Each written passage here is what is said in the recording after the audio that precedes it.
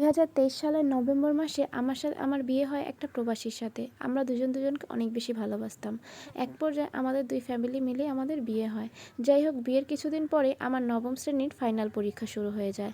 যার কারণে আমি বাবার বাড়িতে চলে আসি। আসার পরে বেশ কিছুদিন ভালোই যাচ্ছিল।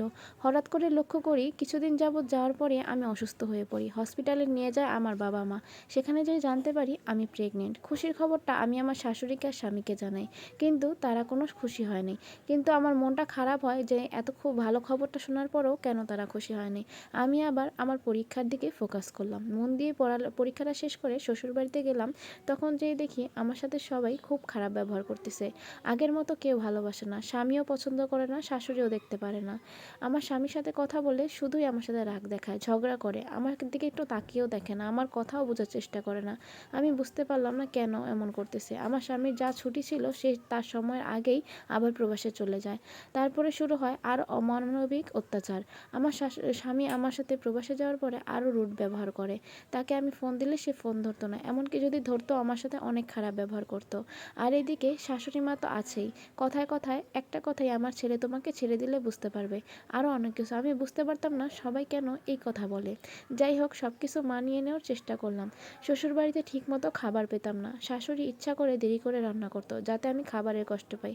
এমনকি খাবার দিলেও আমাকে কোনো পুষ্টিকর খাবার দেওয়া হতো না। প্রেগনেন্ট অবস্থায় অবশ্যই একটা মেয়ের সব কিছুর দরকার হয়, কিন্তু আমি এগুলো থেকে বঞ্চিত ছিলাম। একটা পর্যায়ে সহ্য করতে না পেরে বাবার বাড়িতে চলে যাই। বাবার বাড়িতে চলে যাওয়ার পরে সব খরচ আমার বাবাই চালাতো। আমার হাজব্যান্ড আমার সাথে কোনো যোগাযোগ করতো না। শাশুড়ি আম্মাও খোঁজখবর নিত না।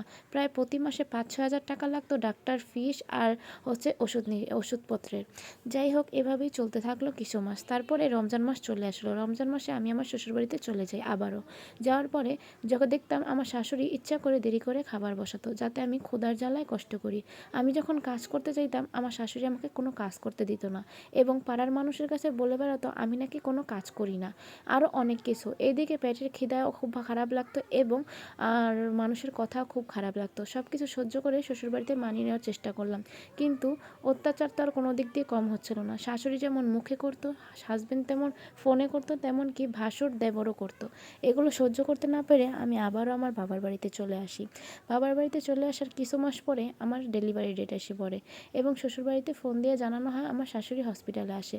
আমি হসপিটালের ফ্লোরে পড়ে শুধু কান্না করতেছিলাম ব্যথার যন্ত্রণায়। আমার শাশুড়ি মা শুধু 7,000 টাকা দেয় আমার ডেলিভারির জন্য। আমি ব্যথায় কাতরাতে থাকি, কিন্তু কিছু করার নেই। টানা 9 ঘন্টা কষ্ট করার পর আমি একটা ফুটফুটে কন্যা সন্তানের জন্ম দিই। আমার মেয়েটা পুরো মাশাআল্লাহ ওর বাবার ফটোকপি হয়েছে। দেখলে মনে হবে একবারে পুরো ওর বাবার সেম টু সেম। তো আমার মেয়েটাকে একটাবারও তার বাবা দেখেনি। এই আফসোস আমি কাকে বলবো। যাই হোক, 4 দিন পরে লক্ষ্য করলাম আমার মেয়েটার চোখ একদম হলুদ হয়ে গেছে। এটা দেখার পরে শাশুড়িকে জানালাম। শাশুড়ি তখন বলে তোমার কি একাই সন্তান হয়েছে, আর মানুষের হয় নাই? এটা তারপরও বকাঝকার পরে আমি শাশুড়িকে বুঝিয়ে নিয়ে হসপিটালে গেলাম আমার মাকে নিয়ে।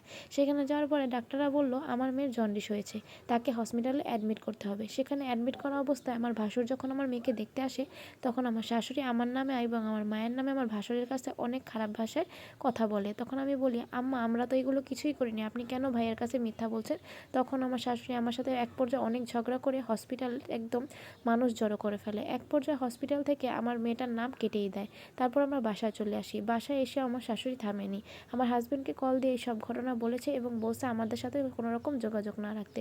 হাজব্যান্ডও ঠিক মা আর ভাইয়ের কথাই সবসময় শুনে, সে আর কোনো যোগাযোগ রাখেনি। একদিন হঠাৎ জানতে পারি আমার হাজব্যান্ডের একটা মেয়ের সাথে সম্পর্ক আছে। এটা জানার পর তার মাকে যখন জানাই, তখন সে মা বলে হ্যাঁ এর জন্যই তোমার সাথে আমরা খারাপ ব্যবহার করি, যাতে তুমি আমার ছেলের জীবন থেকে সরে যাও। আমার ছেলে আর তোমাকে পছন্দ করে না।